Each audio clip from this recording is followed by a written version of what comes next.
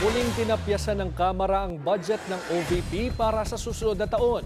Pagdisiplina raw ito kay VP Sara na paulit-ulit umanong binabastos ang mababang kapulungan. Narito ang Agenda Weekend Report ni Joash Manimban.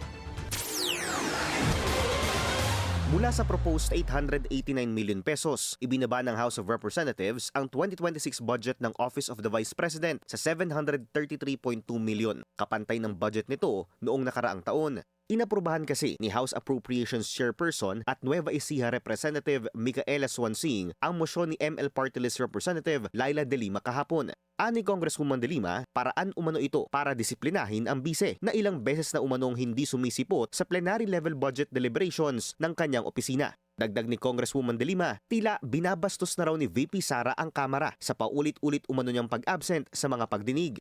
VP Sara Duterte's repeated refusal to face this chamber is an insult. It spits on the duty of accountability. While she clings to millions in public funds, she refuses to explain.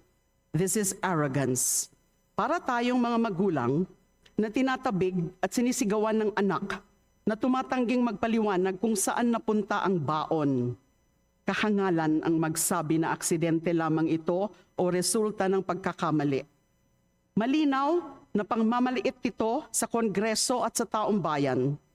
Sa madaling salita po, paulit-ulit na tayong binabastos ng Vice Presidente.